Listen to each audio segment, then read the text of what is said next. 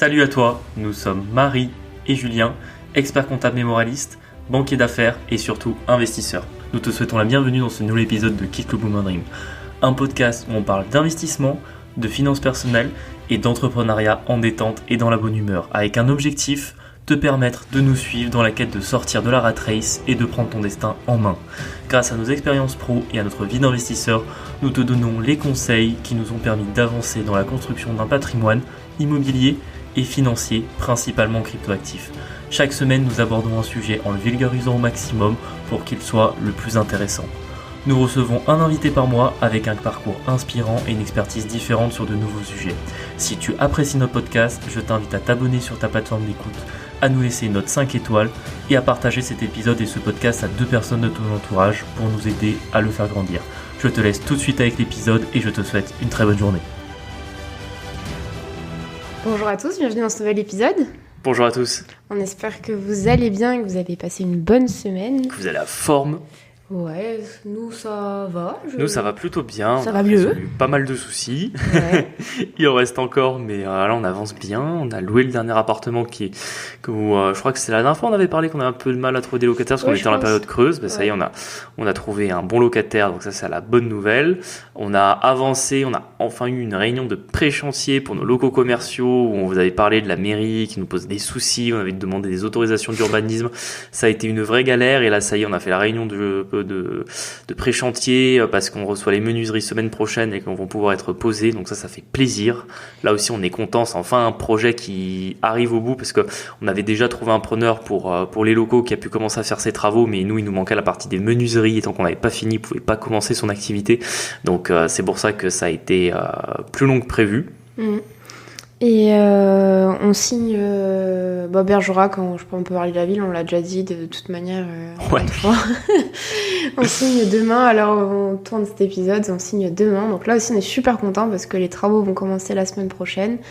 Et pour l'instant, tout s'est plutôt bien dégoupillé. Le notaire, c'était bien. Tout était bien. Et l'entreprise de maîtrise d'œuvre par laquelle on passe a l'air vraiment sérieuse. On a des connaissances qui sont passées par eux pour des projets il y a à peine quelques mois. Il faut voir des projets qui sont encore en cours. Ça se passe bien. Donc c'est rassurant pour nous. On est très contents. J'en profite pour rebondir là-dessus parce qu'en fait, on a quelqu'un qui passe exactement par la même entreprise et c'est bien parce qu'il fait le test 6 mois avant. Ouais, nous, exactement. Ça nous avait rassuré. C'est pour ça qu'on était content de pouvoir échanger avec lui. Et en plus, c'est quelqu'un avec qui on s'entend bien, c'est vrai. Oui, c'est quelqu'un surtout qu'on a rencontré dans un cercle investisseur. Donc pensez-y, des fois, pourtant c'est quelqu'un qui a notre âge, mais on s'était super bien entendu, on garde contact et je pense que la prochaine fois qu'on montera à Bergerac, on ira manger avec lui, vu qu'il est de Bordeaux. Donc, Ouais, voilà, ça fait l'occasion, ça fait toujours une connaissance en plus, et puis bon, ça fait plaisir de savoir un peu comment ça se passe pour les autres, et de se rassurer aussi, parce que pour nous, c'est le plus gros projet qu'on a jamais fait, donc on est content de savoir que ça va bien se passer, quoi.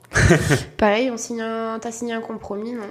J'ai signé un compromis. Alors là aussi, tout ce que vous inquiétez pas, tout ce qui est un petit peu nos derniers projets on va dire de la fin 2023, la grosse opération qui arrive, le nouveau compromis qu'on a signé, on vous fera des épisodes dédiés, on rentrera dans les détails. Là, le nouveau projet, je pense que c'est un peu tôt pour en parler, donner des chiffres, parce que là, je suis dans l'étape où je viens de signer le compromis. Je vais aller voir la banque pour avoir le financement. Juste ce que je peux dire pour l'instant, c'est que c'est un projet sur des locaux professionnels. Donc là encore, on retourne un peu dans notre niche qu'on affectionne particulièrement. Et en plus, ça fait le lien avec l'épisode d'aujourd'hui. Je pense que j'ai bien négocié le prix. On en avait parlé il y a quelques épisodes. C'était avec, vous vous souvenez, le vendeur où on avait 2 agents immobiliers, où on avait un petit peu testé les 2 agents pour voir lequel arrive à négocier le meilleur prix. On était content du prix auquel on l'a parce qu'on a 800 € le mètre carré. Sans travaux, donc dans une ville on est plutôt autour entre 1500 et 2000 € du mètre carré, donc ça sera une très belle affaire là-dessus. C'est surtout que c'est ce bien-là qui nous donne l'idée de l'épisode d'aujourd'hui, on y reviendra un peu plus tard. Mais... Exactement, et en plus là pour l'instant c'est sur les papiers, donc moi j'aime bien toujours le confirmer avec la réalité et quand tout est en location et qu'on a vraiment la vraie renta de l'investissement, mais là on serait grosso modo autour de 15% de renta net, donc ça sera magnifique. Ça fait plaisir. J'ai des questions d'abonnés aussi. Ça parce qu'on n'a pas spécialement de boom anecdote à part le mec de la mairie qui est bizarre. Moi j'en ai une petite, je la fais rapidement quand même. Parce qu'en fait, semaine dernière, on a eu une réunion au boulot où un des thèmes de la réunion, ça a été les crypto-monnaies. Et là, ça a été génial. J'ai eu vraiment la présentation crypto saut 2017 #boomer. C'est-à-dire qu'en fait, on nous a présenté les cryptos comme une classe d'actifs, d'échange de tokens pair-to-pair, tu vois. Il y a vraiment ça qui était marché. Alors ça me fume parce que bon, c'est vrai qu'à l'idée du Bitcoin à la base, ça fonctionnait un petit peu comme ça, mais ça a quand même vachement évolué. Et puis surtout, il y a beaucoup de technos différentes et toutes les blockchains ne fonctionnent absolument pas comme ça. Mais c'était vraiment intéressant de voir un petit peu comment la génération d'avant nous voit un petit peu les cryptos et comment elle l'explique. C'est très drôle. Et c'est là où je me suis fait la réflexion qu'à mon avis, la personne qui a fait la présentation, il y a passé beaucoup de temps à essayer de faire des recherches sur Google. Et c'est là où je me suis dit, en fait, elle aurait dû utiliser ChatGPT. Ça aurait été vachement plus clair parce que moi, j'ai déjà testé un petit peu sur ce sujet-là de ChatGPT. En vrai, il donne des réponses qui sont plutôt clean. Et là, honnêtement, c'était très très grossier. Enfin, vraiment, vous aviez l'impression de regarder un vieux reportage télé avec des journalistes qui connaissaient pas trop le sujet, quoi. C'est un peu l'impression que j'ai eue. Et puis même dans les cryptos qui ont été cités, je sais pas, ça citait du Monero, du Dash, de l'Ethereum forcément, mais Monero et Dash, moi je connais, c'est des cryptos qui étaient très à la mode en 2017. Et honnêtement, on n'entend plus du tout parler aujourd'hui. Et c'était assez marrant de voir que c'était les cryptos en mode les cryptos célèbres. Voici un exemple, alors que aujourd'hui, les cryptos à la mode, c'est plus du tout. Elle nous aurait parlé Dogecoin ou Cardano ou Solana. Là, je me serais dit, ok, elle a un petit peu. Voilà. Ta collègue, elle a gardé le PowerPoint de 2017 et elle vous l'a refait, quoi. Ouais, alors soit c'est un truc qui est pas du tout à jour, soit je sais pas comment ils ont fait leurs recherches, ou peut-être qu'ils se sont inspirés de d'autres présentations que d'autres leur avaient fait, c'est possible. Ça arrive souvent dans les grosses boîtes qu'en fait on recycle éternellement les présentations, à la fin elles sont plus chaudes. Bref, je m'éternise pas là-dessus, c'était la petite anecdote marrante où là je me suis dit vraiment ils sont pas prêts de commercialiser des ETF Bitcoin dans les assurances vie. Ça m'a fait rire. Et je rebondis, une toute petite anecdote de plus. Je donne des cours à la faculté. Bon, c'est quelques interventions dans l'année. Je suis absolument pas prof de fac, mais c'est vrai que c'est quelque chose que je fais quelques fois dans l'année et que j'aime bien. Et c'est un peu ce que j'ai dit aux étudiants, genre un peu parler crypto du coup. Et comme c'est un master gestion de patrimoine, ils vont être amenés en fait tout simplement à pratiquer le métier que je fais aujourd'hui. Et je leur aurais vraiment recommandé de se former, de s'auto-former parce qu'ils n'ont pas trop de cours sur les cryptos. Malheureusement, il n'y a pas encore toutes les universités qui ont mis un petit peu l'accent dessus. Et je leur dis vraiment, si vous voulez faire la différence avec la génération d'avant, formez-vous sur le sujet. Vous verrez que dans 5 ans, il y en aura dans toutes les allocations d'assurance vie. Et honnêtement, je le crois sincèrement. On verra si j'ai raison ou pas. Et en tout cas, voilà, c'était le petit conseil que j'aurais donné, qui était en lien avec la réunion un peu catastrophique que j'avais eu sur le sujet. Ok, pour cette bonne anecdote, du coup, j'avais des questions d'abonnés, donc là, on a 3, attention. Alors, d'abord, il y avait Déborah qui nous avait écrit, qui nous dit qu'elle a investi dans l'IMO sur Nîmes, donc c'est bien, c'est pas très loin de chez nous, donc on connaît plus ou moins. Au niveau du secteur, c'est un avantage. C'est très proche de chez nous. Elle me dit qu'elle achète son premier immeuble de rapport très bientôt. Super. Et qu'en fait... Déjà, bravo à elle de passer à l'action et de partir sur un immeuble de rapport, en plus dans une ville comme Nîmes. Franchement, il y a vraiment des grosses rentas. C'est une ville en développement, donc on est quand même dans un secteur assez intéressant. Je sais pas si vous vous souvenez des cours de géo, mais l'héliotropisme, c'est le fait de venir dans les villes chaudes, on va dire, d'un pays. Et Nîmes, je pense que ça fait partie des villes qui vont prendre des habitants dans les années qui viennent. Ouais, je pense aussi. En plus, c'est de plus en plus agréable. Nîmes, nous qui sommes de la région... par rapport à Montpellier, ça commence à faire un peu concurrence parce que c'est plus agréable. Enfin, ils ont vachement fait le centre-ville et tout. Je dirais que c'est un petit peu différent. C'est-à-dire qu'il y a 20 ou 30 ans, Montpellier et Nîmes étaient au même niveau d'habitants, même niveau de développement. Et c'est vrai que Montpellier a pris vachement plus d'essor que Nîmes. Donc elles sont plus au même stade. Tu vois, Montpellier, je vois ça un peu comme une des plus grosses villes de France dans le top 10. Nîmes, je crois qu'on est plutôt dans le top 20 ou le top 25. Donc c'est quand même une ville plus petite. Mais ça a ses avantages, ça reste une ville proche des grands axes avec l'autoroute, un aéroport, une gare TGV.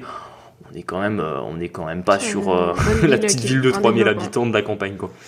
Donc du coup, elle nous parle dans son premier immeuble de rapport qu'elle va acheter. C'est un immeuble de 4 lots, dont un est déjà loué en bail nu. C'est important parce qu'elle me dit qu'elle fait seulement du LMNP et qu'elle achète en nom propre.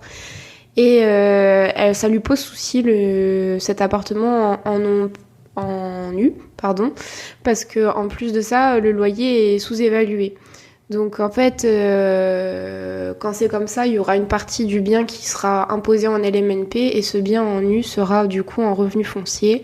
Si vous avez suivi un petit peu les épisodes, on vous a déjà parlé des revenus fonciers, c'est pas du tout intéressant fiscalement. Non, faut vraiment l'éviter. Cette manière de taxer vos revenus locatifs, faut vraiment l'éviter. Et du coup, du coup, c'est ce qui l'embête parce que du coup, ce dernier appartement, elle sait pas trop quoi en penser, sachant qu'elle a déjà une tranche d'impôt qui est haute. Et elle nous dit, j'ai pensé négocier avec la locataire un nouveau bail meublé fictif, mais je ne suis pas sûre que ce soit une bonne idée. Qu'est-ce qu'on pourrait répondre à Déborah? Bon, on lui a répondu déjà, mais... Ouais, on lui a bien sûr déjà répondu, parce qu'elle nous l'a posé, je crois, semaine dernière, et on ne voulait pas faire trop attendre non plus. Mais effectivement, donc déjà... C'est compliqué de négocier ce type d'arrangement avec un locataire. Je l'ai déjà vu. Il y a déjà des formateurs ou des investisseurs qui l'ont proposé ou recommandé.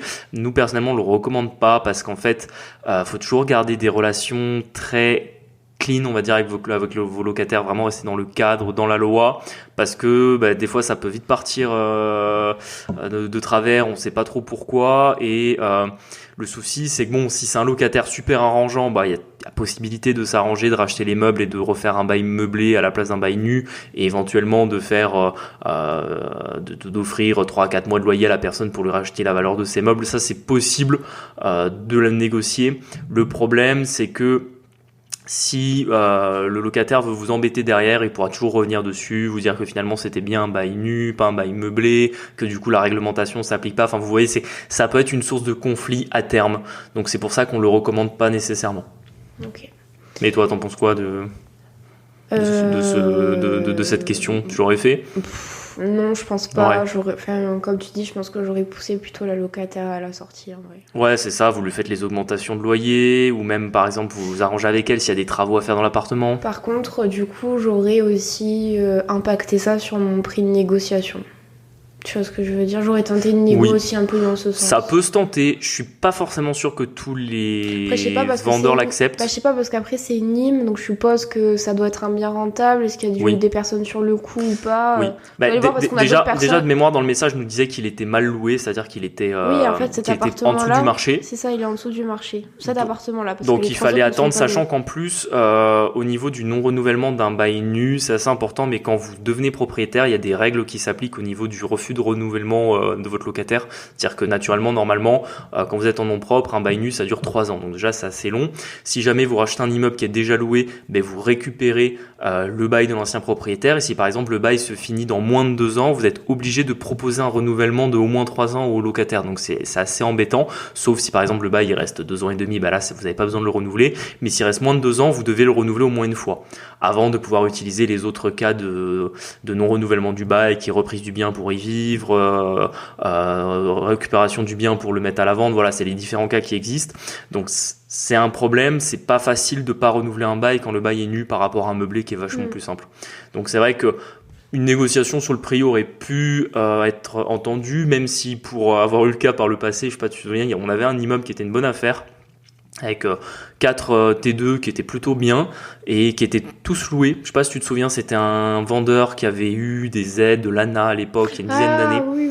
Et en fait, le souci, c'est que l'immeuble était pas du tout rentable parce que comme le vendeur avait eu des aides de l'ANA, il avait dû louer moins cher les appartements, ça faisait partie de son engagement, il avait des subventions de l'État et en échange, il louait moins cher les lots.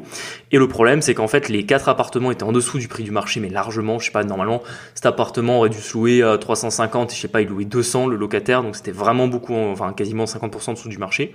Et le problème, c'est qu'en fait, on pouvait juste pas mettre les locataires dehors, on était obligé d'attendre qu'ils s'en aillent. Et le problème, c'est que moi, j'avais dit au propriétaire, je suis désolé, peut-être que vous estimez que c'est ça la valeur de votre immeuble, mais là, en l'occurrence, vous avez des locataires dedans qu'on peut pas mettre dehors demain, qui ont des baux qui sont vraiment en dessous des côtés par rapport au marché. Nous, demain, on achète l'immeuble, on a une renta qui est éclatée pendant plusieurs années, le temps qu'ils s'en aillent. Et finalement, le propriétaire avait pas voulu entendre raison, donc on n'avait pas donné suite, on l'avait pas acheté. D'ailleurs, là, à l'époque, je me souviens qu'on était tombé sur un agent IMO qui était vraiment pas pro. Elle s'était trompée de manière assez lourde, c'est-à-dire que les loyers, elle nous les avait annoncés charges comprises, en nous disant que c'était du hors charge. Donc en plus, déjà qu'on trouvait que les loyers étaient pas élevés, à la fin on s'était rendu compte que le loyer c'était pas genre 250, mais c'était 220, tu vois. Et là vraiment on n'avait pas donné suite, on avait dit bon mais tant pis, on passe à autre chose. Ok, bon voilà pour la question de Déborah. Alors il y avait la question de Florent qui nous fait des vocaux. Ouais. Donc, Florent c'est un ami, donc dédicace à lui. Ouais, je vais essayer de me rappeler ce qu'il m'avait dit dans le vocal. Il avait eu un problème avec son agent immobilier, enfin pas avec l'agent immobilier, pardon. Il a eu un problème avec un bien qu'il a voulu trouver sur le bon coin. Je t'aide un petit peu, vas-y, je te laisse raconter. Oui, du coup, c'était un bien qu'il avait vu sur le Bon Coin et qu'il avait trouvé vraiment intéressant. Le temps d'appeler, etc. Il n'y avait pas de numéro, en fait. Voilà, le temps de prendre contact avec le vendeur, etc. En fait, il a jamais eu de réponse et en fait, le bien lui est passé sous le nez. Et il disait que c'était pas la première fois qu'il avait le cas là parce que pour lui, c'est difficile avec le travail aussi d'être toujours ultra réactif et de direct... sauter sur l'annonce et de programmer une visite pour voir le bien, etc. Et du coup, il demandait comment est-ce qu'on fait pour gérer la relation acheteur-vendeur ou acheteur-agent IMO et passer dans les premiers en fait. C'était ça sa question. C'était la question, effectivement. Alors déjà, je lui avais répondu que sur son cas, ce qui était largement possible, c'était directement des particuliers, pas une agence, et qu'ils n'avaient pas mis de numéro de téléphone dans l'annonce, ça me paraissait vraiment bizarre. Moi, je pense qu'il y avait une possibilité que ce soit simplement des vendeurs, soit qui ne soient pas décidés à vendre, soit effectivement parce que ça paraissait une bonne affaire, qui hésitaient un petit peu sur leur prix, avaient pas envie de passer par une agence et de faire des estimations, et du coup avaient mis une annonce sur le Bon Coin en se disant on met pas notre numéro de téléphone, et si on a beaucoup de demandes, c'est qu'on n'est pas assez cher, et auquel cas on n'aura qu'à dire aux personnes que quelqu'un s'est déjà positionné.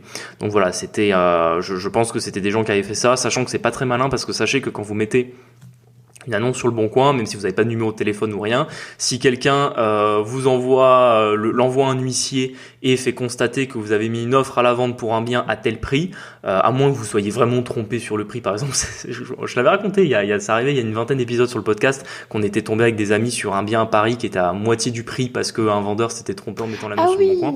Donc ça c'est une vraie erreur, auquel cas voilà, vous pouvez supprimer l'annonce et personne ne peut venir vous embêter avec ça. Mais si par exemple vous êtes en train de jouer sur le Bon Coin à mettre des fausses annonces de votre bien de 10-20 000 euros en dessous, si un marchand de biens avisé voit votre annonce, la prend, fait une capture d'écran et fait surtout constater par huissier que votre annonce est bien sur le site et qu'il a fait une offre au prix, sachez que vous êtes engagé pour vendre auprès de lui. Donc c'est quand même des cas qui peuvent arriver. Donc déjà pour les vendeurs je ne le conseille pas, et je pense que c'était sans doute ce qu'avaient fait les vendeurs, que c'était une fausse annonce qui testait le marché. Donc je pense que c'est pour ça que l'offre lui est malheureusement passée un peu sous le nez, et je lui avais notamment conseillé de se rapprocher un peu des agences qui ont pignon sur rue. Alors faut éviter plutôt les grands réseaux de mandataires, mais plutôt un peu les petites agences qui sont pas des grandes marques nationales, même si on peut trouver des très bons agents dans celles-ci. Mais bon, j'ai remarqué que c'est souvent plus simple dans les petites agences, si on charge des zones très localisées, d'aller justement rencontrer ces agences, de se présenter, de faire savoir que sa situation professionnelle était assez indiquée pour pouvoir investir, qu'il était très motivé, de bien donner la typologie de biens qu'il cherchait pour faire son acquisition, et que ça pouvait être un moyen de monter, on va dire, dans la liste, que quand les agents immobiliers ils ont un bien qui rentre tout de suite, avant de poster une annonce, ils vont appeler les 3, 4, 5 personnes qu'ils ont sur la liste, qu'ils savent qu'ils peuvent être très intéressés pour direct acheter. Donc voilà, ça peut être un peu une méthode. C'est vrai que quand on commence, qu'on n'a pas trop de réseau, qu'on connaît pas beaucoup d'agents immobiliers, que c'est peut-être pas le secteur où voilà on a la famille qui vit, etc.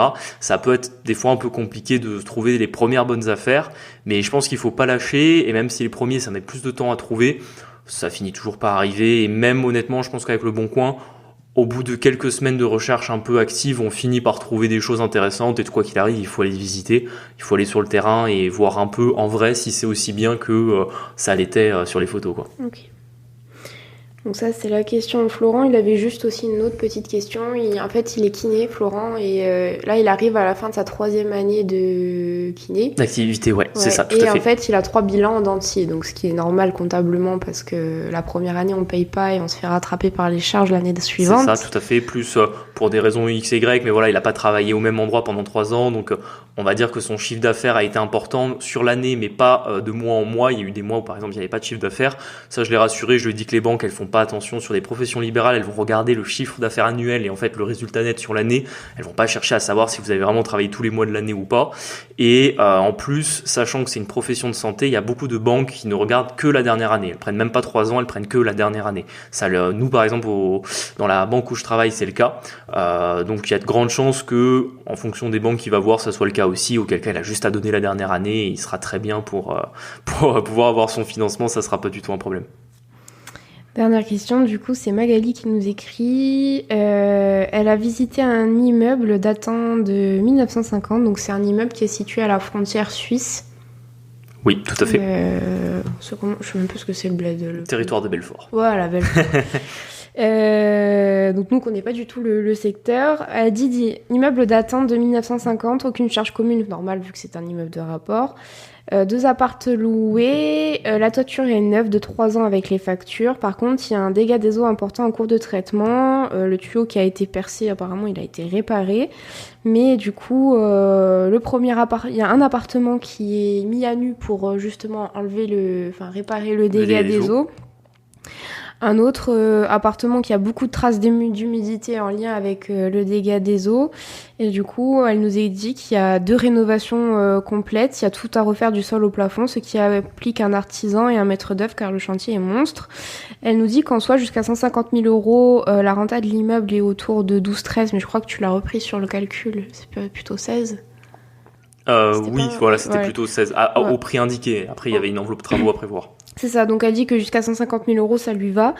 Elle trouve qu'il y a un beau potentiel, mais que pour elle, ça lui paraît énorme en termes de travaux. Et c'est son premier achat, du coup, normal, un petit peu de stress. De pression là-dessus, c'est normal. Et elle trouve qu'il y a une partie des appartements qui sont bien exposés et une autre partie, du coup, pas du tout. Et voilà, donc c'est tout ça qui l'a fait un petit peu hésiter parce qu'elle a peur que ça se loue pas correctement. Alors, je vais essayer de répondre dans l'ordre parce que ça faisait beaucoup de questions. Ouais, c'est vrai que Alors, la première question pour moi qui était peut-être la plus importante, c'était le dégât des eaux. Déjà, le dégât des eaux à regarder, c'est est-ce qu'il a été réparé, quelle était la source du dégât des eaux. Notamment, il y a une question de tuyauterie apparemment dans ce qu'elle nous décrivait. C'est un tuyau qui avait une fuite. Sur les vieux immeubles, il faut parfois faire attention parce que quand vous avez un tuyau qui a une fuite, en fait, c'est peut-être pas la première et pas la dernière parce que des fois, vous avez des vieilles installations. En fait, il faut juste remettre des nouvelles canalisations parce que si les canalisations, elles ont 50, 60, 70 ans, voire plus. Au bout d'un moment, ça finit par lâcher de partout. Les joints ne font plus du tout leur mission. Et en plus, parfois, à l'époque, c'était pas des joints, c'était uniquement de la soudure. Auquel cas, à un moment donné, ça finit par lâcher.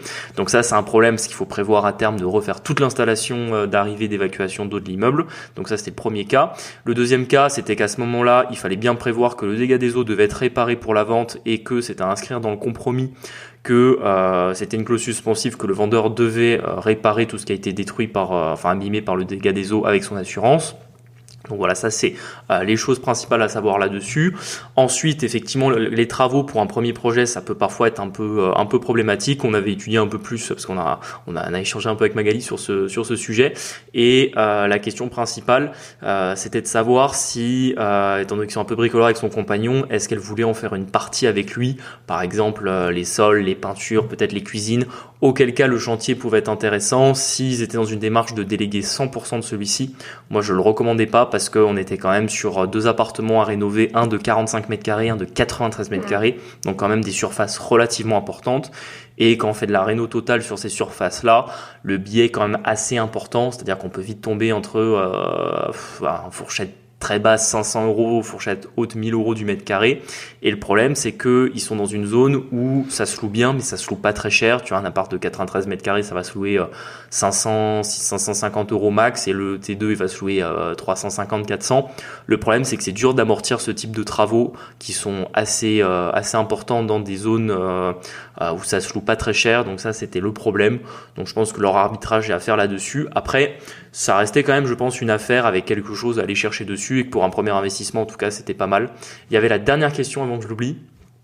L'exposition des appartements. Oui.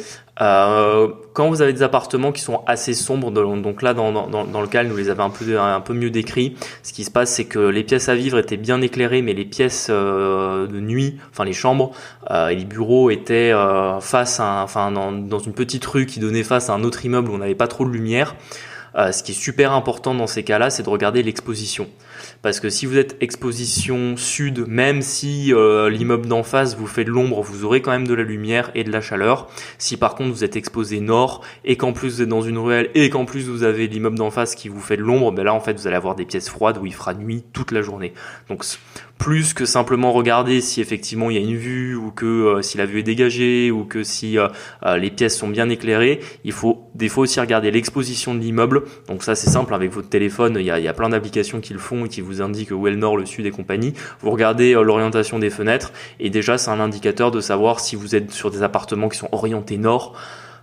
Souvent, si vous trouvez déjà à la visite qu'il y a un problème de luminosité, il faut mieux pas donner suite, parce qu'effectivement, vous allez refroidir pas mal de locataires au moment des visites et ça sera un peu embêtant pour vous. Ok. Bon, c'était l'intro la plus longue de l'histoire. Ouais, on est à combien déjà ? On est à 23 minutes. Ah super, bon ben... Merci de nous avoir déjà suivis jusqu'ici. Voilà, j'ai toujours envie, c'est super. C'est ça. On va attaquer l'épisode, mais l'épisode de ce jour est pas hyper long, donc non, c'est là où on compense un petit peu. Du coup, en fait, c'est ce qu'on vous disait en intro, c'est qu'on signe le compromis de locaux dans une ville qu'on connaît très bien parce qu'on a déjà investi plusieurs fois. Et en fait, c'est des locaux un peu particuliers parce qu'à l'intérieur, il y a des petits bureaux. Et du coup, l'idée, c'est de les louer individuellement. Du coup, on s'était dit qu'un petit épisode sur le bail commercial et le bail professionnel serait opportun. Et on peut commencer d'ailleurs avec le bail commercial, qui est quand même un peu plus costaud que le bail professionnel. Déjà, une première question, c'est pourquoi on se dirige toujours en investissement, on se dirige toujours vers les logements d'habitation. Parce que c'est ce qu'on connaît le mieux. Et on va dire que dans l'habitation, vous avez deux grands types de lots dans lesquels vous pouvez investir. Donc là, je ne parle pas des modes d'exploitation, je parle vraiment des deux types de biens. Vous avez les appartements d'un côté et les maisons de l'autre. On investit quasiment jamais dans des maisons, enfin en tout cas en France, parce qu'en fait c'est pas rentable. Par exemple, vous avez des pays où vous pouvez acheter des maisons, les louer et avoir 10% de renta. C'était le cas en Floride, aux États-Unis pendant des années. Donc là maintenant les prix ont beaucoup évolué, donc c'est plus trop d'actualité. Mais à une époque, vous pouviez faire du 10% de renta sur des maisons dans certains pays. En France, c'est quasiment jamais le cas parce que comme l'immobilier est déjà très cher, les maisons sont chères et vous arrivez jamais à répercuter le prix d'achat que vous avez sur la maison sur le prix de location. C'est-à-dire que sur une maison, au mieux, vous allez faire du 6% de renta, peut-être du 7%, si vraiment vous négociez bien.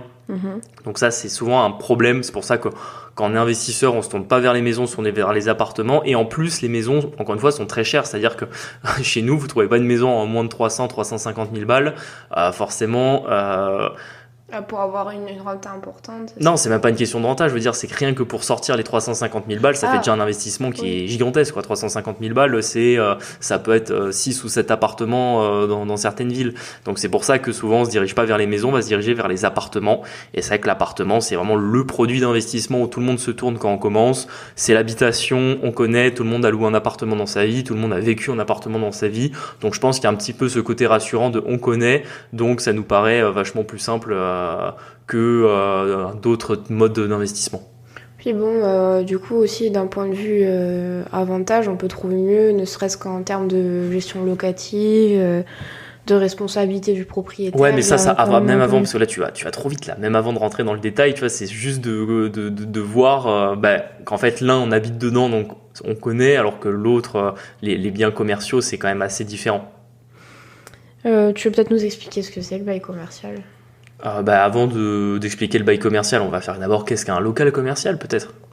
Oui, si tu veux. pour bien expliquer, parce que dans les locaux commerciaux, vous avez vraiment plusieurs types de locaux. Vous avez d'abord le local commercial un peu classique que vous trouvez dans toutes les villes, donc ça va être la boulangerie, la boucherie, les magasins de prêt-à-porter, les pharmacies. Voilà, ça c'est vraiment les locaux commerciaux un peu classiques qui sont en général entre 20 à 100, 150 mètres carrés. Ça on en trouve dans tous les centres-villes, même des plus petites communes de France. Il y a toujours de la demande, vous trouvez toujours quelqu'un qui veut ouvrir une activité dedans. Et d'ailleurs, nous, ça fait partie des lots qu'on a déjà. Et après, quand vous voulez faire du local commercial, vous avez des choses un petit peu plus énervées. Quand vous commencez à avoir plus de bouteilles et plus de moyens, on peut commencer à aller chercher des entrepôts. Alors là, des entrepôts, ça va de 300 mètres carrés à des dizaines de milliers de mètres carrés. Et vous avez des investisseurs qui vont dessus. Après, c'est souvent des institutionnels, des fonds d'investissement, des CPI qui vont. Mais vous pouvez tout à fait acheter un très grand hangar et le subdiviser en hangars plus petits et trouver des preneurs qui vont les louer.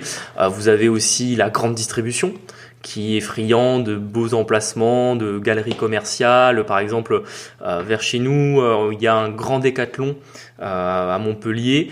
Et ce Décathlon, il est détenu par un des plus gros fonds d'investissement immobilier d'un mec qui est milliardaire et qui adore. Il était passé dans le podcast de Yomi Denzel. Et j'avais trouvé le clin d'œil assez marrant que le mec parlait justement qu'il était propriétaire des murs de Décathlon de Montpellier. Donc ça fait partie des très gros investissements que vous pouvez faire. Et vous avez parfois aussi des trucs un peu plus atypiques. Ça va être très rare qu'en général vous alliez vous diriger là-dessus, mais sachez que ça existe en investissement immobilier. Vous avez des usines. Alors là encore, ça veut dire que vous avez des boîtes C'est un peu comme du hangar, mais aménagé, avec des quais de chargement, des silos. Enfin, après, on peut imaginer tout et n'importe quoi, mais il y a quand même à la fin quelqu'un qui est propriétaire des murs et qui le loue à une entreprise.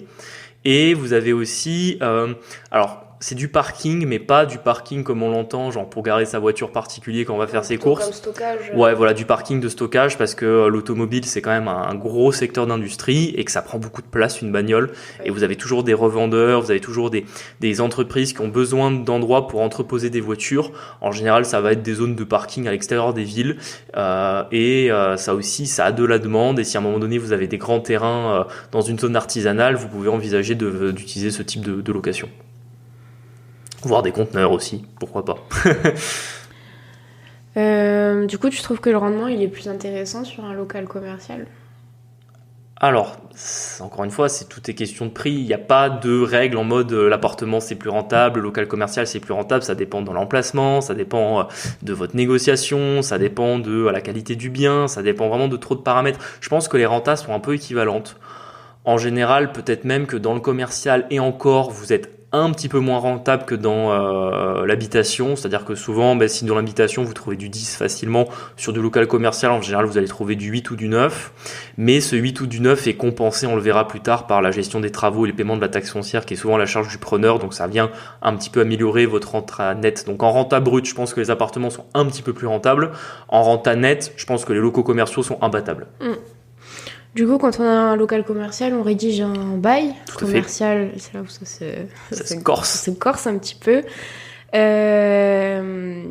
Du coup, je repose ma question, vu que tu n'as pas voulu y répondre tout à l'heure. C'était trop tôt. Qu'est-ce qu'un bail commercial, du coup? Alors, le bail commercial, c'est tout simplement le type de baux que vous faites quand vous allez louer un local à une entreprise qui a un fonds de commerce. Le bail commercial, il est lié au fonds de commerce. Donc, en fait, il faut une existence d'un fonds de commerce pour que vous ayez un bail commercial. Et c'est vraiment super important parce que ça vient déterminer si, je vais pas vous faire un cours de droit trop poussé non plus, mais grosso modo, il y a de la jurisprudence sur le fait de savoir si le bail commercial existe quand il n'y a pas de fonds de commerce, et la réponse est non. Donc en réalité, un médecin peut pas vous faire un bail commercial parce qu'il n'a pas de fonds de commerce. Par contre, une pharmacie, oui, parce que d'un point de vue juridique, on considère qu'une pharmacie a une activité commerciale, même si c'est des médicaments, que c'est la santé, ça reste du commercial. Donc en fait, ça va être avec une entreprise donc qui a une activité commerciale, et ça va venir apporter des règles qui sont totalement différentes de ce que vous trouvez dans l'habitation. Donc notamment dans l'habitation, on avait vu la location nue, en général le bail dure 3 ans, 6 ans si vous êtes une SCI, mais bon, ça c'est une exception. La location meublée, ça va durer, si vous faites un bail mobilité, de 2 à 9 mois. Si vous faites un bail plus classique de location meublée, vous allez être sur 12 mois, donc sur 1 an. Donc ça, c'est les durées classiques dans l'habitation. Sur le bail commercial, par principe, on est sur 9 ans. Donc 9 ans, c'est déjà très long. Mais vous, en tant que propriétaire, finalement, ça vous sécurise. Parce que vous vous dites, si je signe un bail de 9 ans, ça veut dire que je sais que je vais pas revenir faire d'état des lieux dans 3 mois. En théorie. En tout cas, j'espère pour vous. Mais ça veut quand même dire qu'on est sur du plus long terme, sachant qu'en plus, dans les baux commerciaux, des fois, on peut même aller au-delà. Les baux dérogatoires de 12 ans, ça existe. Vous pouvez parfois même avoir des baux un peu plus courts. Par exemple, on peut faire des baux commerciaux dérogatoires. Oui, par exemple, on a un ami qui loue un local commercial en ce moment et qui a choisi ce cas-là parce qu'il savait qu'il n'avait pas resté 10 ans au même endroit, et il a fait un bail du coup de 2 ans. Donc il y a des aménagements qui sont possibles.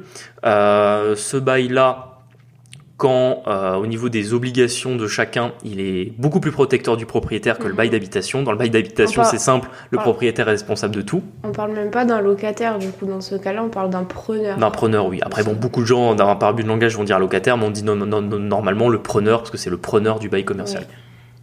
Et du coup, si tu dis que tout ça, ça se rapporte au fonds de commerce, c'est parce qu'on peut céder un bail, du coup ?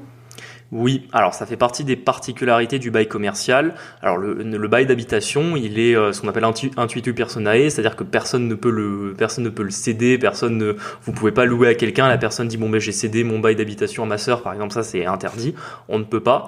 Par contre, dans le bail commercial, comme justement un des éléments du fonds de commerce, c'est le bail commercial, celui qui est propriétaire du fonds de commerce, quand il revend son fonds de commerce, en fait, il revend l'emplacement du fonds de commerce, donc le bail commercial qui va avec, et ça, en tant que bailleur, vous pouvez mettre une clause comme quoi vous devez être averti auquel cas, mais vous n'avez pas le droit d'interdire cela à votre preneur.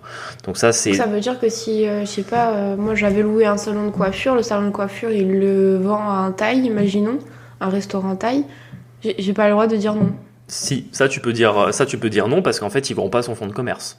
Ah, j'ai pris le mauvais exemple. Oui, parce qu'en fait, le fonds de commerce, il y a quand même il faut que le commerce reste la même chose. C'est-à-dire que si tu as un salon de coiffure et que tu vends un salon de coiffure, ok, tu gardes le même bail, auquel cas. C'est moi qui ai pris le mauvais exemple. Voilà, si effectivement ton salon de coiffure ça devient un taille, en fait c'est plus le même fonds de commerce, donc auquel cas, oui, tu pouvais t'opposer. Mais par contre, du coup, si il cède à un autre salon de coiffure, là je peux pas choisir. Là, tu peux pas t'y opposer. Ok.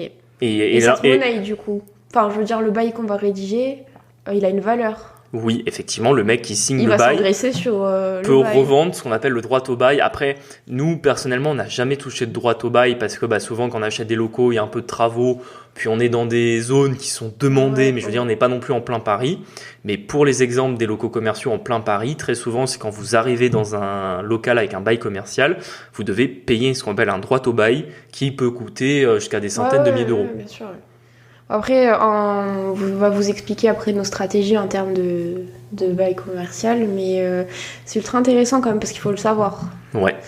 Et en tant que propriétaire du bail, du local commercial et donc du bailleur, on a des obligations ou pas ? Enfin, des obligations, par exemple, je suppose, par exemple, je pense aux locataires, mais forcément, on doit donner un logement décent aux locataires, des clients pour la chaudière, c'est vrai que là, on va faire la comparaison. Dans le local d'habitation, en fait, le propriétaire, c'est sa faute pour tout. Par exemple, s'il y a une fuite d'eau parce que s'il y a une fuite d'eau à la chaudière parce que le locataire l'entretient pas, c'est de la faute du propriétaire. Si le logement est mal aéré, qu'il y a des traces d'humidité, c'est la faute du propriétaire, même si le locataire aère pas suffisamment. Si il y a des cafards, par exemple, c'est la faute du propriétaire, même si le locataire. Donc après, attention, quand je dis ça, oui, c'est en partie faux parce qu'on peut toujours prouver que c'était la faute du locataire et que c'est à sa charge, mais dans la plupart des temps, c'est vous qu'on va venir embêter et vous pourrez rien y faire. Donc ça, c'est vraiment le problème du bail d'habitation, à mon sens, c'est que le propriétaire, en gros, dès qu'il y a un souci, c'est tout de suite pour sa pomme.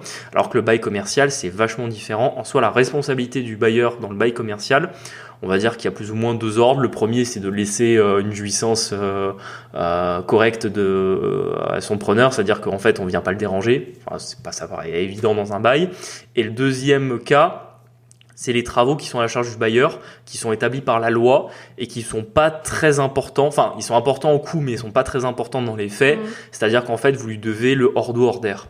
Donc, par exemple, s'il y a des travaux de toiture, de maçonnerie ou des changements de menuiserie, ça c'est à la charge du propriétaire. Ouais, ça nous concerne. Même si, encore une fois, on doit fournir un local avec des menuiseries, mais par exemple, s'il veut mettre des menuiseries plus récentes, ça c'est à la charge du preneur. Tu vois toujours la nuance. On va lui laisser un trou béant. C'est-à-dire qu'on peut pas laisser un trou dans le mur. Par contre, on met une menuiserie blanche. S'il veut du gris, c'est à sa charge. Tu vois toujours la différence.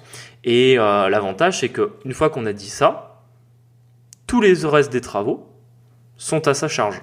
Donc ça veut dire que le locataire, le preneur du bail commercial, il va devoir prendre à sa charge l'installation d'une clim, les travaux pour mettre du carrelage, s'il veut installer, je sais pas moi, des bureaux, une cuisine pour ses salariés par exemple, ou même des travaux de plomberie, enfin vraiment tout le reste des travaux sont à sa charge.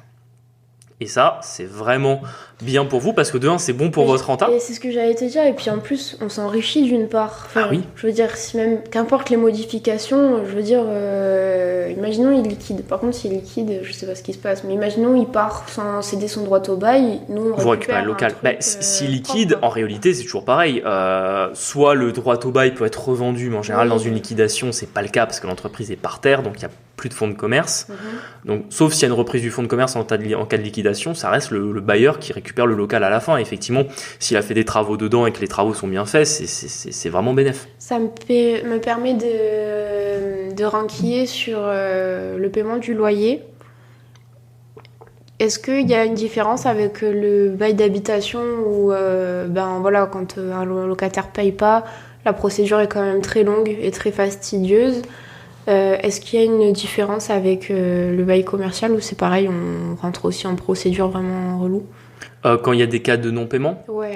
Alors, c'est ce qui fait partie que le bail commercial a ses avantages et ses inconvénients. C'est vrai que quand votre preneur ne paye pas son loyer, la problématique, c'est que vous devez, entre guillemets, le mettre en procédure de liquidation.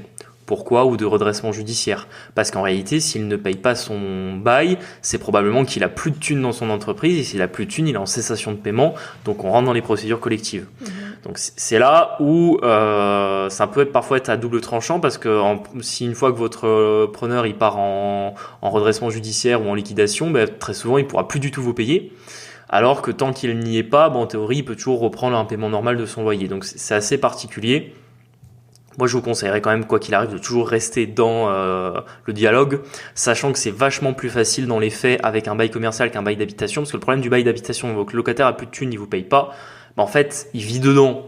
Donc, vous allez toujours avoir de l'émotionnel qui va s'y greffer. Donc, les échanges vont devenir très tendus. Et en plus, même s'il peut plus vous payer, il peut pas aller ailleurs. Donc, en fait, il peut pas vous rendre votre logement, parce que la logique, quand quelqu'un peut pas payer, il s'en va. L'avantage dans le bail commercial, c'est qu'effectivement, si demain il peut plus payer parce que son business est plus rentable, le plus simple c'est de lui dire écoutez, rendez-moi le local commercial et comme ça au moins vous n'allez pas me devoir les loyers des prochains mois. C'est un peu la logique à se donner, sachant que effectivement le mec ne vit pas dedans dans le local commercial, donc il aura plus facile à le lâcher. Tu vois ce que je veux dire? Comme il habite pas dedans, effectivement, s'il y travaille plus, il faut dire rendez-moi les clés, c'est réglé, quoi. C'est plus facile qu'avec un appartement. Ce que tu expliquais, quand on est en procédure, imaginons, en termes de procédure, par exemple en redressement ou en liquidation, sinon on s'agite au niveau de l'huissier ou du mandataire, on dit au fait il nous doit tant d'argent, on est quand même prioritaire, je crois, dans les paiements. Dans la liste, on n'est pas très loin. Oui, tout à fait. Alors, c'est bien que tu y ailles parce que tu vois, des fois, tu as des détails où je me dis non, on va pas aller aussi loin que ça. Et toi, tu as décidé de le dire. Oui, effectivement, si jamais votre preneur va en liquidation judiciaire, le bailleur dans les créanciers de l'entreprise est plutôt bien placé. Mais bon, là, on a perdu tout le monde parce que c'est très technique. Honnêtement, si vous en arrivez là, dans tous les cas, vous devrez consulter un avocat et c'est l'avocat qui vous l'expliquera. Mais effectivement, l'avantage en plus, c'est que par rapport, par exemple, vous serez payé avant la banque, en gros. Bon, c'est quand même bon à savoir. C'est bon à savoir. Après l'État, mais avant la banque. Après l'État, mais avant la banque, c'est ça. Vous voyez un peu la hiérarchie sociale. Ok, pour ça. Et du coup, est-ce que tu peux expliquer un petit peu la stratégie que nous on a mis en place? Parce que souvent, c'est toi qui les trouves les locaux commerciaux. On en a 5.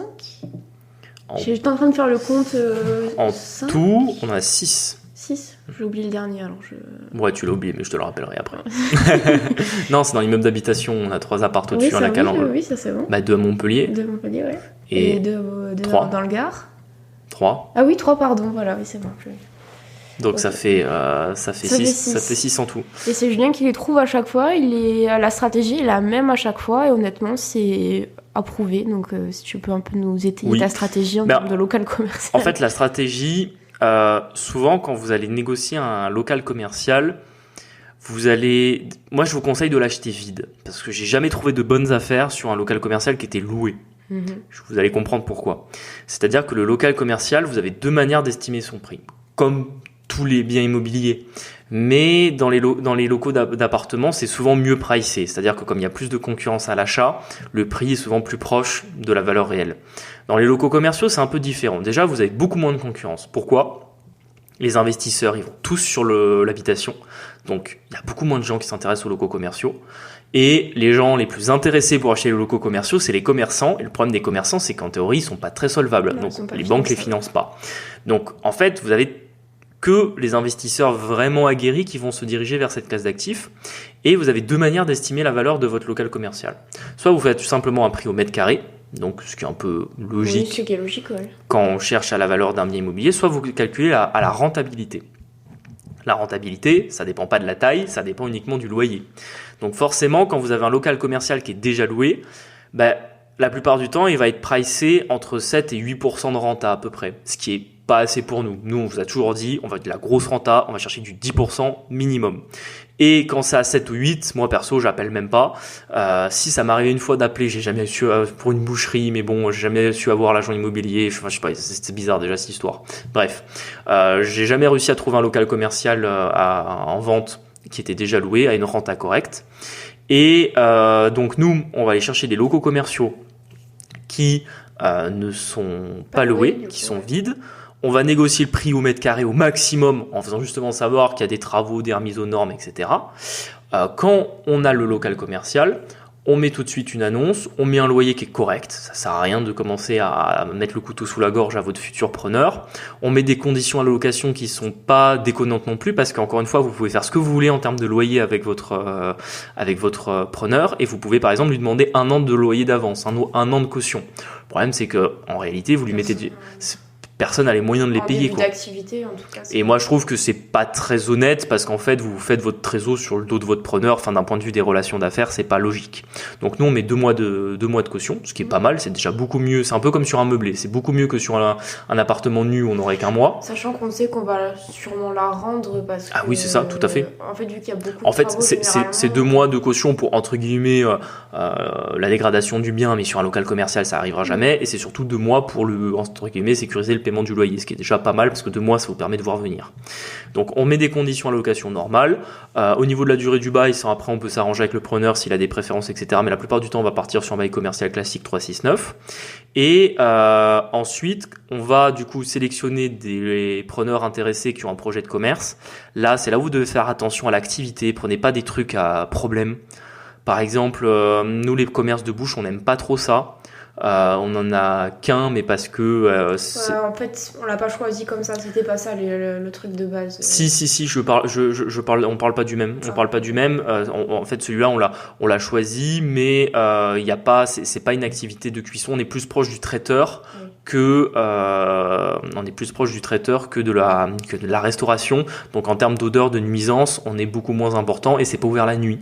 Donc ça veut dire que pas de bruit nocturne, les voisins ils peuvent pas se plaindre, parce qu'à chaque fois que vous allez acheter des locaux commerciaux, vous allez souvent être dans les centres-villes, dans des petits immeubles, vous avez des locataires au-dessus, vous voulez pas qu'il y ait des problèmes. Ça, c'est super important. Donc choisissez bien l'activité. Et ensuite, au moment où vous faites les visites, etc., la personne, elle constate qu'il y a des travaux. En fait, vous, en tant que propriétaire, vous pouvez pas vraiment faire les travaux. Pourquoi ? Parce qu'une activité commerciale, on n'agence pas une pharmacie comme une boulangerie. Donc, le problème, c'est que vous n'allez pas commencer à faire des travaux en mode ça va être une pharmacie si demain vous avez un boulanger qui vient vous dire bon, mais finalement, je vais tout casser pour faire autrement. Donc, en fait, en tant que propriétaire, vous faites pas les travaux tant que vous n'avez pas de preneur. Et quand vous avez le preneur qui se présente, vous constatez avec lui les travaux qu'il veut faire pour son business, parce qu'il faut pas oublier que les travaux, c'est avant tout pour lui qu'il les fait, c'est pas pour vous. Et à ce moment-là, vous vous mettez d'accord avec lui sur plusieurs mois de loyer qui viennent un petit peu pallier le fait que effectivement ça va lui coûter des matériaux, etc. Moi, ce que j'aime bien comme juste répartition avec les preneurs, en tant que propriétaire, on prend la charge des matériaux, parce que la plupart du temps, les matériaux, s'il pose du carrelage, il pourra pas partir avec. Et le preneur prend à sa charge la main d'œuvre. Ce qui, on va pas se cacher, dans les travaux, on est souvent 50-50 grosso modo.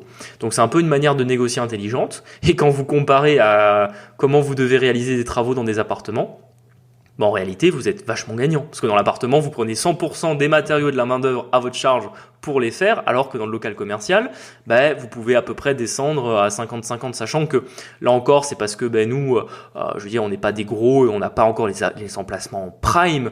Mais pour vous donner un ordre d'idée, Carrefour, j'ai en plus l'exemple justement sur un client pour lequel on finance l'achat d'un local commercial de 1 million d'euros, un pied d'immeuble où ça va être un Carrefour Contact, ou City, Carrefour Contact je crois.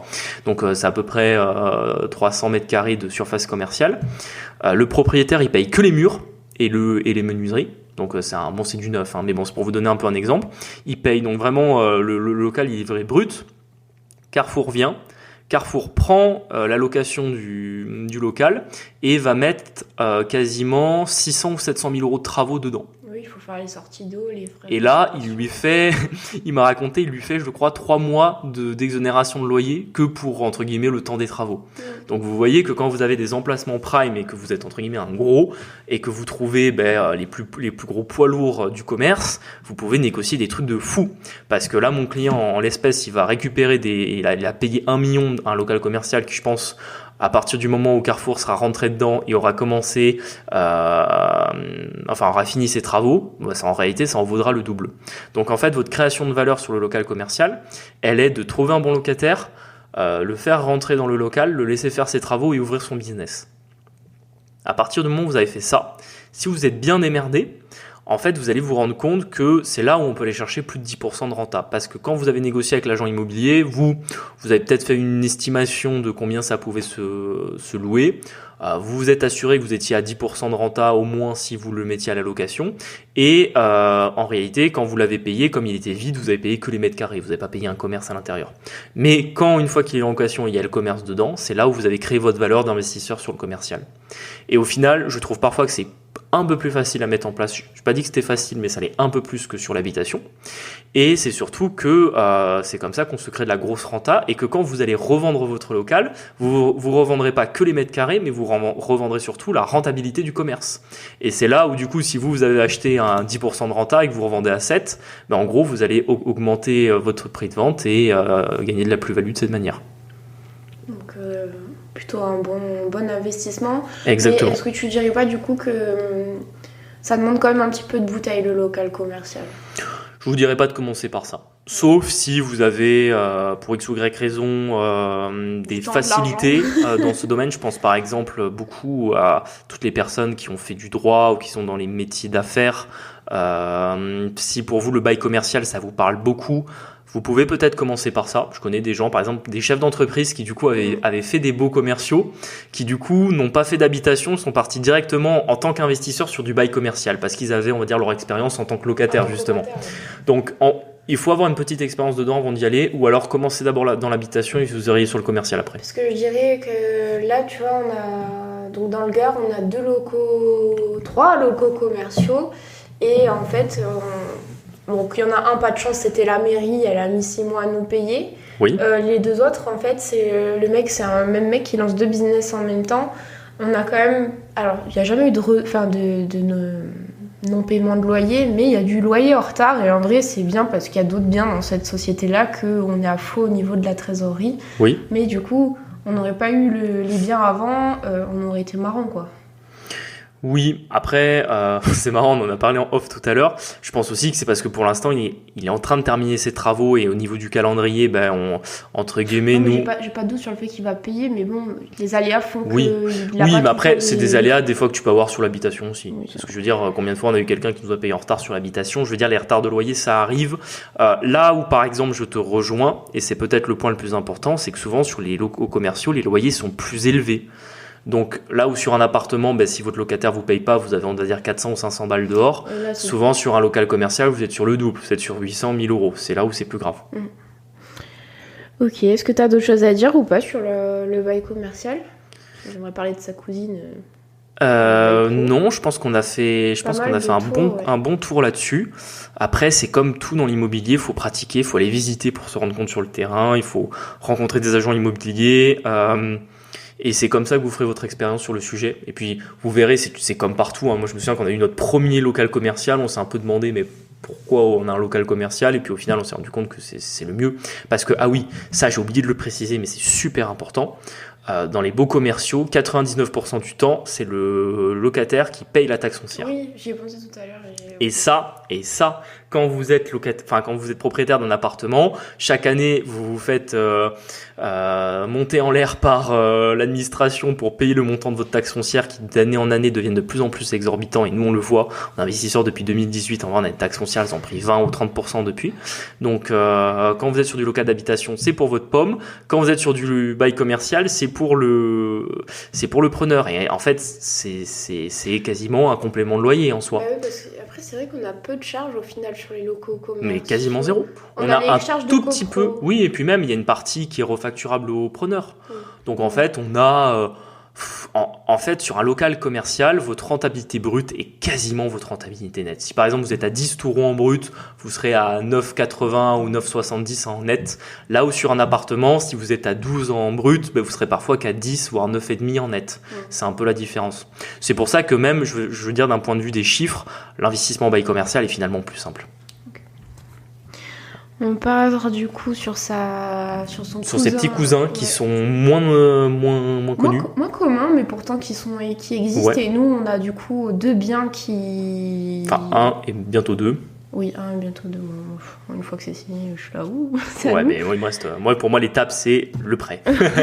J'attends, c'est le bien, justement, je t'en parlais tout à l'heure. Je te laisse présenter. Donc, c'est le bail professionnel. Alors, le bail professionnel, à la différence du bail commercial, je viens l'expliquer tout à l'heure. Le bail commercial, c'est quand le preneur a un fonds de commerce. Là, sur le bail professionnel, c'est les professionnels qui n'ont pas de fonds de commerce. Et du coup, je pense surtout à nos amis professions libérales qui ont besoin du coup de bureaux. Et du coup, voilà, le bail professionnel. Tu peux nous dire ce que tu trouves d'avantageux au bail professionnel? Parce qu'en vrai, il y en a beaucoup quand même. Alors, ça fait partie de nos meilleurs locataires. Oui, ouais, c'est sûr. En fait, le bail professionnel, là, c'est marrant, c'est qu'on est dans un entre-deux entre le bail d'habitation et le bail commercial. Au niveau de son fonctionnement et du public à qui on s'adresse, on est plus proche du bail commercial finalement parce que on s'adresse à des professionnels. Et quand tout à l'heure, je vous parlais du bail commercial, du fonds de commerce, ben là, en fait, c'est toutes les activités qui n'ont pas de fonds de commerce qui vont vous prendre un bail professionnel. Donc ça va être les médecins, donc toutes les professions de santé, tout ce qui est psychologue, coach de vie, pourquoi pas des infirmières aussi. Qu'est-ce qu'on a d'autre on a des entreprises aussi qui ont parfois besoin d'un bureau. Alors elles, en théorie, ça pourrait être un fonds de commerce, mais elles ont genre leur établissement principal. Voilà, c'est ça, ouais. Et là, on est plus sur un bureau, donc il n'y a pas vraiment de fonds de commerce en soi, donc on passe par un bail professionnel. Il y a ce type de choix. Architecte, orthophoniste, avocat. Oui. Qu'est-ce qu'on a d'autre? Bon, c'est le principal. Exactement. De psy, surtout. C'est ça. Et donc un peu on toutes a les. De psy. C'est ça. Et puis on peut avoir aussi, alors ça on n'a pas, mais on pourra avoir des masseurs aussi, des kinés. On pourra avoir ce type d'activités qui n'ont pas de fonds de commerce. Et en fait toutes les professions libres ou artisanales plus ou moins, qui ont en fait besoin d'un bureau pour recevoir du public. Et en soi, il n'y a pas énormément d'offres pour des bureaux dans les villes. Enfin, si vous êtes à Paris, ben forcément, il y en a énormément. Mais quand vous êtes dans des villes de province, vous avez beaucoup moins de choix. Et moi, c'est quelque chose que j'aime beaucoup parce qu'en réalité, c'est souvent que vous allez avoir un immeuble qui va être divisé en plein de petits lots. Donc en général, les bureaux, ils vont faire entre 8 à 20 mètres carrés à peu près. Et ça va permettre à des professionnels d'avoir comme ça des bureaux pour recevoir du public, des salles de consultation ou autres. Et en réalité, vous en tant que bailleur, vous allez avoir un petit peu plus de charges à gérer parce qu'en fait, vous apportez le service de gérer les parties communes de l'immeuble. Donc, vous faites un petit peu une sorte de gestion de syndic. Vous gérez le ménage, l'eau, le chauffage, l'électricité. En fait, c'est ça. Eux, quand ils prennent le bureau, ils n'ont qu'à payer le loyer et leur assurance responsabilité civile. Ils n'ont rien d'autre, contrairement au bail commercial où là, c'est vraiment le mec qui prend ses abonnements, qui doit gérer ses charges, etc. Là, c'est nous qui gérons tout pour eux. On refacture après, donc... Voilà, et nous, on refacture effectivement. On a une partie de loyer, une partie de charge et on le refacture. L'avantage, c'est qu'encore une fois, au niveau du paiement du loyer, c'est les gens qui travaillent, donc ils payent. Je veux dire, on n'a aucun problème de paiement sur les sur les baux professionnels et commerciaux de manière générale, mais les baux professionnels encore plus. Donc c'est des gens qui travaillent. Si à un moment donné ils ne travaillent plus, ils nous rendront le local parce qu'ils habitent pas dedans. C'est totalement interdit dans le bail. Donc en fait, il y a à tout moment ils peuvent partir. Au niveau des durées, en général, on part sur des baux de 3 ans. Il faut savoir que dans la loi, vous êtes sur un bail civil, vous faites vraiment, bail professionnel est un petit peu à côté du bail civil, mais au niveau des règles, on s'en rapproche. Donc vous faites ce que vous voulez au niveau de la durée. Nous on choisit 3 ans. Même au niveau des préavis, on peut faire ce qu'on veut. Nous on a mis 6 mois de préavis, comme ça au moins ça laisse le temps de retrouver un locataire et de pas avoir de vacances locatives. Est-ce que en tout cas sur l'expérience qu'on a nous, ce que j'ai trouvé bien sur le bail professionnel, c'est qu'il y a pas mal de bouche à oreille. Parce que quand vous trouvez un bien qui s'y prête bien, par exemple, nous c'était un immeuble qui appartenait à la mairie avant. Donc du coup c'était des bureaux de service. Et bon bref, après ça a été racheté par quelqu'un. Et bon bref, nous on est redevenu propriétaire après. Et... du coup, en fait, il y a eu pas mal de bouche à oreille, c'est-à-dire que le premier psy est entré là-dedans, il a dit c'est super ici. Ouais. Il en a parlé à tous ses copains psy et au final, on a quand même tout loué. On a tout loué. Alors que la propriétaire précédente elle avait pas mal de vacances parce que ça demande, je pense, d'être un petit peu commercial. C'est une approche un peu différente de l'investissement. Je trouve que c'est de l'investissement vraiment actif. C'est-à-dire qu'on va les rencontrer, on discute, on apprend à les connaître. Il faut y aller régulièrement à cet immeuble quand même parce qu'on veut vérifier que le ménage soit bien fait, qu'il n'y ait pas de problème avec la chaudière. locataires. On fait en sorte que les gens se sentent bien dans l'immeuble pour qu'ils restent longtemps et en plus en échange ils l'entretiennent très bien. Enfin je veux dire c'est des immeubles qui vieillissent super bien parce qu'en fait c'est que des gens qui travaillent et forcément quand on travaille dans un lieu on l'abîme moins que quand on habite et qu'on dort dedans. Donc ça vraiment c'est top.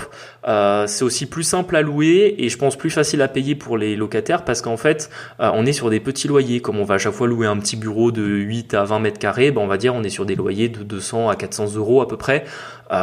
C'est très abordable pour un professionnel. Un professionnel qui fait directement 2000 euros de chiffre d'affaires dans le mois, il le paye très facilement. Donc là encore, c'est facile pour nous et pour le propriétaire, c'est sécurisant parce que comme en général, c'est des immeubles où il y en a 10 à peu près. Donc là, on en a déjà un de 10 et on va en avoir un deuxième de 11. En fait, si jamais il y en a un qui a un retard de loyer, en fait les nouveaux seront payés dans les temps. Donc c'est vrai que même pour nous en termes de trésorerie, pour le coup c'est vachement plus simple. Et puis vu que c'est des pros aussi, ils sont quand même responsables et je sais que sur ça on fait une impasse, on fait un usage qui d'habitude on n'aurait pas fait, mais on autorise la sous-location. Et du coup en fait des fois on se rend compte qu'il y a des gens qu'on connaît pas et en fait c'est parce que 2 jours par semaine, ils sous-louent leur bureau. Je sais pas, on a eu des profs de chant, enfin des petites activités qui n'ont pas besoin d'un temps plein là. C'est ça. Mais qui ont quand même besoin d'un petit bureau et du coup le loyer tout ça. C'est ça. Et en plus, je pense si des fois vous aimez les à côté de l'investissement, c'est-à-dire pas que les chiffres et l'argent. En soi, on participe quand même à dynamiser le centre-ville parce que du coup, les personnes, elles font leur rendez-vous dans le centre-ville. Ça crée un petit peu de vie également dans cet immeuble et pas que sur de l'habitation. Ça amène les gens à se déplacer, à aller voir dans les commerces autour. Donc, je pense que c'est aussi profitable pour la commune. Et du coup, c'est des biens où il faut avoir quand même l'œil pour les repérer parce que là, on a signé un compromis. On est dans la niche de la niche. Voilà, on a signé un compromis pour dans une ville qu'on maîtrise très très bien. Mais en fait, il était en vente cet immeuble depuis. Alors, c'est pas tout à fait un immeuble, c'est un plateau de pieds d'immeuble. Oui, un pied d'immeuble. C'est un très gros immeuble, mais on a 300 mètres carrés, donc c'est quand même. C'est assez gros. C'est la taille d'un immeuble, quoi, mais sur un seul plateau. Le propriétaire n'arrivait pas à vendre, mais parce qu'en fait, il faut avoir l'œil et s'imaginer ce qu'il faut faire là-dedans. Et savoir comment l'organiser. Parce que c'est vrai que nous, quand on l'a acheté, honnêtement, je pense que c'est l'investissement où on s'est le plus posé de questions. Ça veut pas dire qu'on y allait à reculons, mais ça veut dire que. Quand même, déjà on avait moins d'expérience à l'époque et puis c'est surtout qu'on s'est dit est-ce que ça va marcher, est-ce qu'on va pas avoir trop de vacances locatives, est-ce que ça va être facile à gérer. Enfin on s'est posé un millier de questions parce qu'en fait c'était différent de ce qu'on avait fait, on avait fait que de l'habitation avant et au final c'est un de nos investissements les plus rentables parce qu'on a 13,5% de rendement net et zéro problème. Et ça, vraiment, c'est top. On n'a pas de turnover aussi. Et c'est vrai que c'est peu connu. Honnêtement, les beaux professionnels, je vois pas beaucoup de personnes qui en parlent, que ce soit dans les podcasts, les vidéos. Les profs libres, généralement, je pense à experts comptables, avocats. Ils achètent leurs locaux. Et voilà, ils achètent et ils font des SCM, des SCP. Et en fait, voilà. Mais du coup, pour tous les autres qui sont à côté, c'est vrai que c'est un peu plus compliqué à trouver. Donc, c'est vrai. Voilà, je pourrais faire un reel d'ailleurs sur ça pour montrer un peu à quoi ça ressemble. Ouais, tu pourras, franchement, je pense que ça intéressera tout le monde. Mais du coup, le prochain achat, c'est là-dessus et on est super content parce que la renta, elle est folle. C'est ça, et ça va être peu de problèmes. Et c'est sur ce bien-là où potentiellement on pourrait aller chercher une renta de 15%, sachant qu'on l'avait fait dans une petite ville et que là on est quand même dans une grande ville, donc je pense qu'on n'aura pas de mal à louer les bureaux. Et franchement, c'est top. Bizarrement, le seul avec qui on avait réussi à en parler, c'était Timothée Moirou qu'on a reçu dans ce podcast.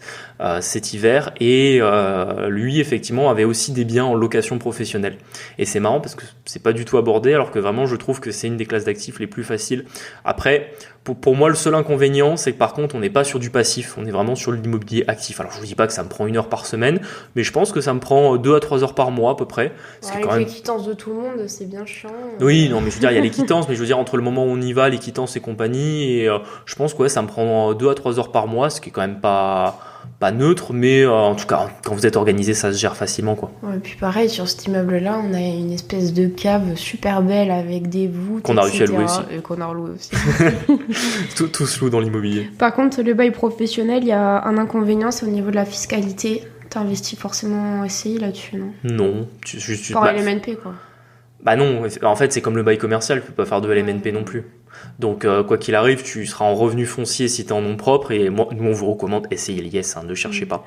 Ne cherchez pas pourquoi, parce que si vous êtes en nu, la revenu foncier, vous allez vous faire matraquer par la fiscalité et vous aurez 0 cash flow, alors qu'au moins SCI l'IS, on a du cash flow. On leur refacture aux beaux professionnels la taxe foncière, je sais pas si tu l'as précisé. On peut. Nous, on le fait pas. Nous, on le fait pas, mais dans le nouveau, je pense qu'on le fera. Oui. Donc voilà. Ok, bon, on arrive sur la fin. Je sais pas si tu avais d'autres choses à dire. Non, je pense qu'on a fait un bon tour des beaux commerciaux, des beaux professionnels. Ça va faire un bon épisode. Oui. Bon, en tout cas, on vous remercie de nous avoir écoutés. N'hésitez pas aussi à nous faire les petites questions. Encore une fois, c'est sympa. Faites-nous les retours. Vraiment, ça nous fait très plaisir. Vous pouvez pas imaginer toujours la sensation que ça fait quand, au final, parfois on reçoit un message de quelqu'un qu'on n'a jamais rencontré, qu'on ne connaît pas, qui nous dit qu'il aime bien le podcast et qui nous soumet une question ou une problématique ou qui nous parle de ses projets d'investissement, d'immobilier, de crypto, etc. Vraiment, ça nous intéresse beaucoup parce qu'on adore ça, l'investissement. Pour l'instant, c'est gérable pour nous, donc on vous répond avec grand plaisir. Oui, voilà, c'est ça. Vous dites pas qu'on est débordé. Alors, on est débordé, mais je veux dire, dans la partie de vous répondre, on en a que quelques-uns par semaine, donc franchement, c'est largement gérable. À la semaine prochaine. Tout à fait. Merci à vous. À très bientôt. Ciao.